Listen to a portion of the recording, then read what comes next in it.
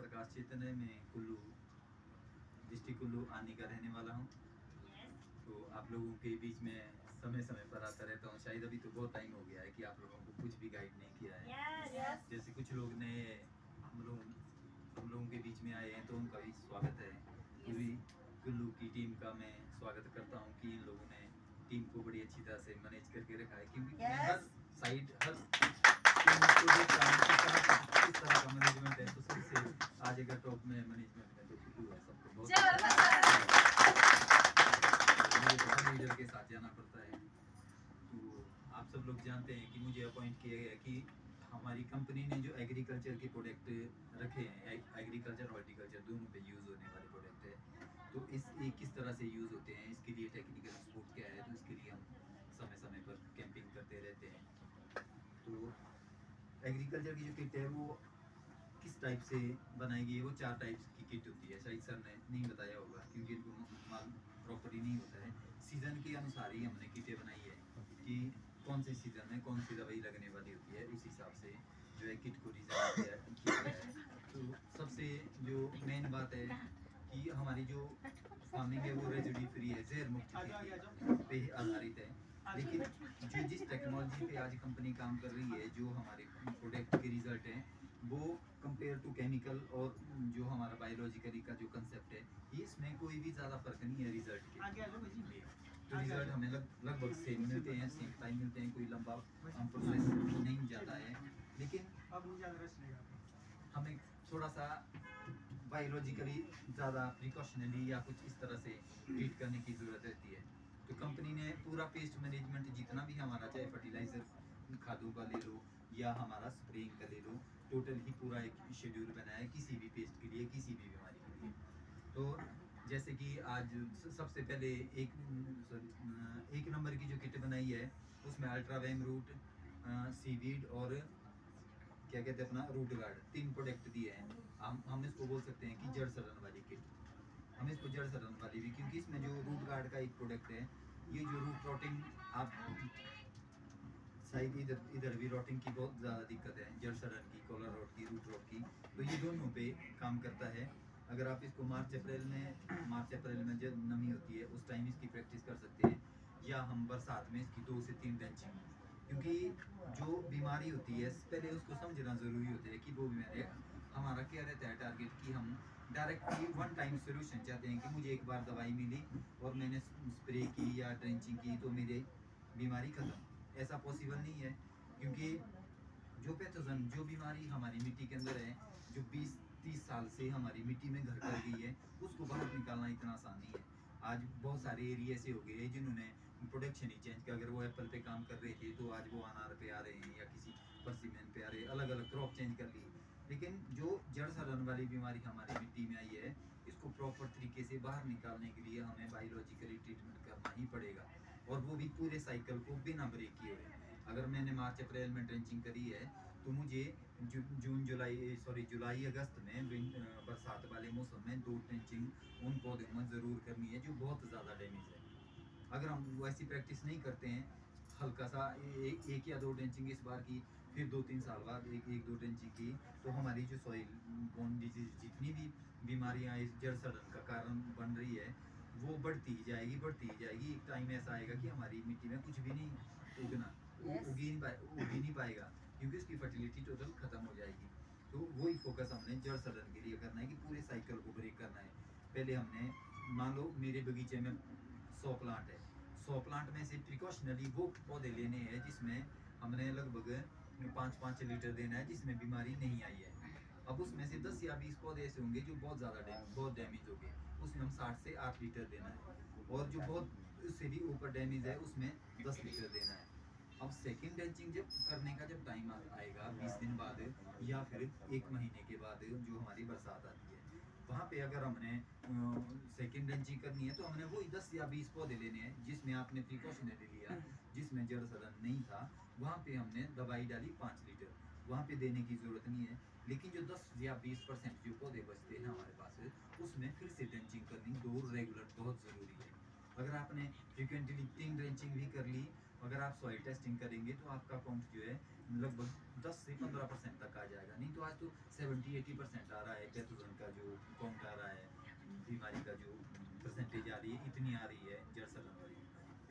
तो 2 से 3 ड्रेंचिंग में इतना नीचे आ जाता है। फिर भी उस साइकिल को ब्रेक नहीं करना है, नेक्स्ट ईयर फिर से एक ड्रेंचिंग करनी पड़ेगी, हो सकता है 2 करनी पड़ेगी, सिर्फ उन पौधों में जो 5 या 10% बचते हैं। अगर इस तरह से हम काम करेंगे, फिर क्या होता है कि ये माइक्रोब्स जो होते हैं ना, पूरी कॉलोनी बना देते हैं बगीचे में।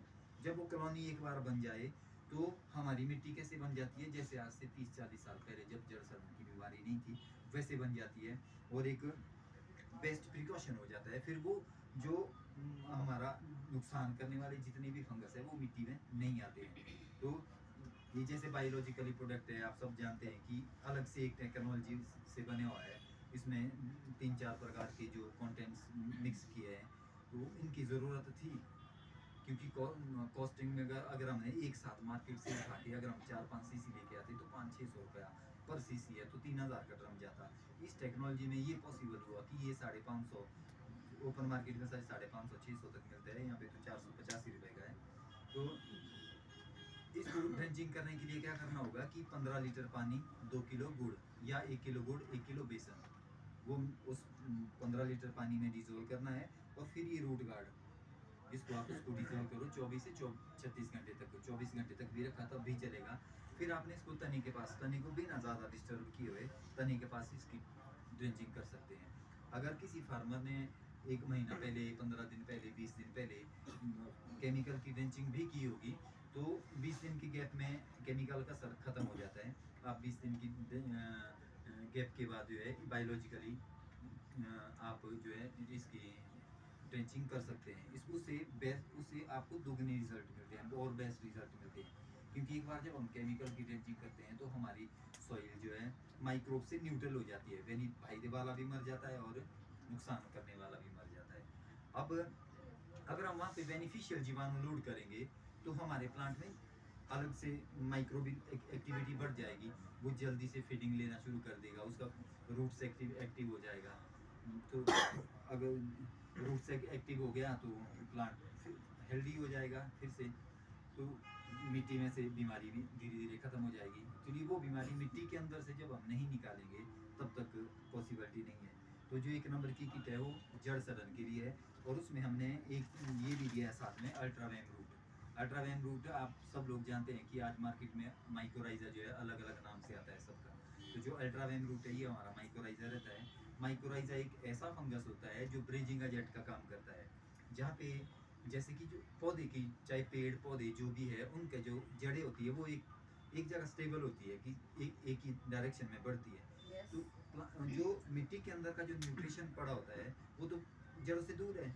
तो इस नेचुरली ये फंगस जो है इस प्रोसेस से वर्किंग करता है कि मिट्टी के जड़ के दूर जो मिट्टी में न्यूट्रिशन पड़ा है उसको उठा के कहाँ प्रोवाइड करता है, प्लांट के लिए, प्लांट के नज़दीक लेके कैरी करता है। एक ब्रिजिंग एजेंट का काम करता है, पौधा और पौधे के और मिट्टी के बीच में जो खनिज पदार्थ पड़े हैं उसमें एक पुल बांधने का काम करता है, ताकि इधर उधर की जितनी भी न्यूट्रिशन है वो प्लांट के लिए उपलब्ध हो।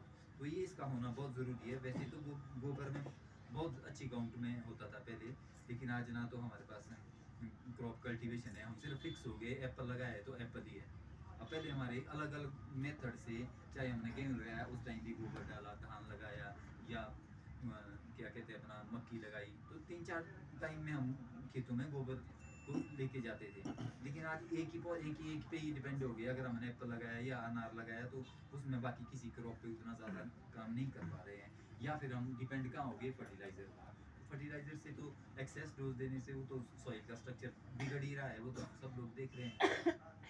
तो ये माइक्रोराइजा आज एडिशनली देने की बहुत ज़रूरत है। जैसे आप कोई भी सब्जी पे काम कर रहे हैं, जब आप ट्रांसप्लांट करते हैं, जब पनीरी को उठा के ट्रांसप्लांट करते हैं, लगाते हैं, तो कोशिश करो कि ये हल इतना इतना ट्रांसप्लांट में तो सिर्फ अगर इतना इतना भी दिया ना, जैसे 4 किलो का अगर आपने 500 पौधे के लिए भी दिया ना, 500 बूटी लगाए, चाहे टमाटर के लगाए, गोभी लगाए 500 से 700 से, तो उसके लिए भी फिर उसकी एक्टिविटी देखना आपने कि वो प्लांट कितनी जल्दी सर्वाइव करेगा, वो स्ट्रेस में ही नहीं जाएगा। मतलब कोई भी आप न्यू प्लांटेशन कर रहे हैं, सेब लगा रहे हैं, वहाँ पे बंद मिट्टी डाल दो सेब के पौधे में, आज आप लेकिन जो सब्जी पे काम कर रहे हैं वो जब लगानी है पनीरी के बाद जब ट्रांसप्लांट करना है उस टाइम भी लगा सकते हैं, या जब आपका पौधा बड़ा भी हुआ है उसके 15 दिन बाद एडिशनली और भी दे सकते हैं, क्योंकि ह्यूमिक एसिड भी साथ में ये सॉइल कंडीशनर का भी काम करता है। तो ग्रोथ के लिए हमारे पास एक ऐसा प्रोडक्ट है सनडाउन, ये किसी भी फ्रूट का या प्लांट का साइज बढ़ाने के लिए बहुत बेस्ट है। ये फास्ट न्यूट्रिशन अपटेकर है, तो इसको आप सब्जियों में भी यूज़ कर सकते हैं, और एप्पल पे भी, किसी भी क्रॉप पे भी, हॉर्टिकल्चर और एग्रीकल्चर किसी भी क्रॉप पे आप प्लांट का आकार बढ़ाने के लिए भी और फ्रूट का आकार बढ़ाने के लिए भी, क्योंकि जब हार्वेस्टिंग होती है तब हमें पोटाश की ज़रूरत होती है किसी भी क्रॉप की। जब आप पोटाश लेवल बढ़ता है तो हमारा फ्रूट साइज बढ़ता है, चाहे वेजिटेबल पे ले लो, तो उस टाइम भी आप इसकी ड्रेंचिंग कर सकते हैं। जब आपने नया पौधा लगाया है उसके 10-12 दिन बाद भी उसकी ड्रेंचिंग कर सकते हैं सब्जियों में। तो ये जैसे कि इसमें मुझे नहीं लगता कि सब्जियों में ज़्यादा खर्चा है, 750 का है ना सर, और ये 750 का खर्चा 200 लीटर पानी के लिए। तो अगर हमने एक प्लांट में 100 ml भी दिया तो 1 लीटर हो गया आपका 10 लीटर, 1000 पौधे के लिए आप इसको यूज़ कर सकते हैं। और उन 1000 पौधे अगर आपने 500 पौधे में भी दिया तो उस 500 पौधे की भी एक्टिविटी आपको लगेगी कितना फास्ट वो ग्रो कर रहा है। एक्चुअली क्या होता है कि जब आप किसी भी पौधे को कहीं से ट्रांसप्लांट, हॉर्टिकल्चर एग्रीकल्चर दोनों क्रॉप में जब हम ट्रांसप्लांट करते हैं तो कुछ टाइम के लिए जब नई मिट्टी में वो पौधा जाता है तो वो थोड़ा सा स्ट्रेस में चला जाता है। अब वहाँ पे ऐसी कौन सी चीज़ है जो उसको सेम मिलती है, वो है माइक्रोब्स।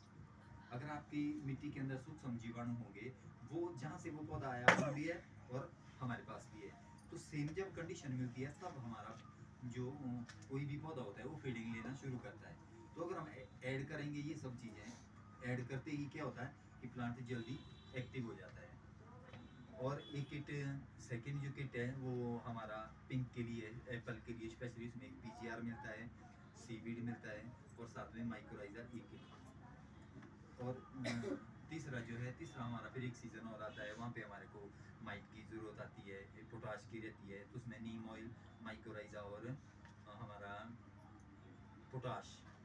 फिर उसके बाद आता है उसके बाद की जो स्टेज आती है वो आती है वहाँ पे फंगस आने के चांस रहते हैं, तो उसमें एक फंगीसाइड दिया है, एक डोरा दिया है। डोरा एक्चुअली एक बेस्ट टॉनिक है जो प्लांट के क्लोरोफिल को बढ़ाने में हेल्प करता है, सीवीड बेस्ड प्रोडक्ट है वो, सस्ता भी है और बेस्ट रहता है किसी भी क्रॉप में। अगर जैसे हरापन किसी भी क्रॉप पे जब हरापन ख़त्म हो गया ना तो वो प्रॉपर तरीके से सर्वाइव नहीं कर पाती है, तो उसकी स्प्रे करेंगे आप तो वो हरियाली, ग्रीनरी वापस आ जाती है, क्लोरोफिल वापस आ जाता है, वो पत्ते जो है फिर से फ्रेश हो जाते हैं और प्लांट हमारा जो है न्यूट्रिशन लेना शुरू कर देता है। तो इस तरह से 4 स्टेप में हमने अलग अलग टाइप से जो किट डिज़ाइन की है, तो वैसे किया है।